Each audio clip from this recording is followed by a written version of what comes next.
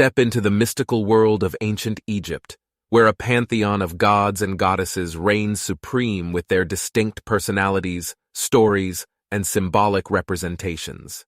In the midst of this divine ensemble stands the illustrious god Ra, the majestic god of the sun and head of the Egyptian pantheon. Believed to be the primordial deity and progenitor of the sun's radiant energy, Ra held a position of immense reverence among the Egyptians with his fascinating tales of creation, adventure, and power. With his many forms, Ra was a god of great versatility and mystique, but perhaps his most recognizable form was that of a hawk or a man with the head of a lanner falcon and a sun disk nestled within a cobra resting on his crown. This divine imagery spoke to the Egyptians' deep-seated belief in Ra's power and glory. Legend has it that Ra's origin was as extraordinary as the god himself.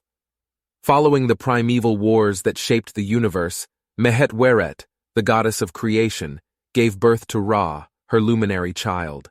But what was even more astonishing was the discovery that Ra's umbilical cord was a sentient being, with a consciousness separate from his own. The cord was named Apep and became an intriguing figure in Egyptian mythology.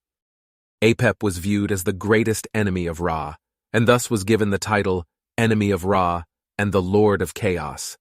He was in charge of the Taut, the evil half of the Egyptian pantheon. Apep was seen as a giant snake or serpent, and some elaborations said that he stretched 16 yards in length and had a head made of flint. In Egyptian myths, Ra walked through the skies all day long, with the end of the day descending to the other side of the world to battle the serpent of chaos, Apep.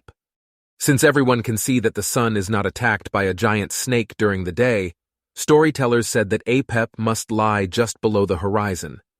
This appropriately made him a part of the underworld, and the wide range of Apep's possible locations gained him the title of World Encircler. It was thought that Apep's terrifying roar would cause the underworld to rumble. Myths sometimes say that Apep was trapped there, either because he had been the previous chief god overthrown by Ra or because he was evil and had been imprisoned. The Egyptians then feared the night because they were without the protection of Ra since he would be fighting Apep. Whenever the sun rose again, it meant that Ra had defeated Apep again. Yet, there was a day when Ra did not defeat Apep. That day was during the 10 plagues of Egypt, specifically the 9th plague, when the sun was at its brightest, and then suddenly, thick darkness came and covered the sun. This was a great humiliation for the Egyptian gods, as the god Ra had hidden behind darkness. Ra's local cult began to grow around the 2nd dynasty, establishing him as a sun deity.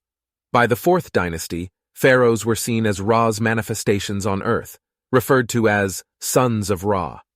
His worship increased massively in the 5th dynasty, when Ra became a state deity and pharaohs had specially aligned pyramids, obelisks, and sun temples built in his honor. Ra was the model for the human pharaoh, and the pharaoh was even identified as a god himself and a descendant of Ra.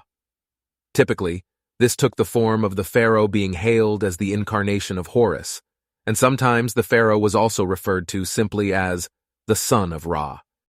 That's all for this video. Thanks for watching. Don't forget to hit the like and subscribe button for more fascinating content.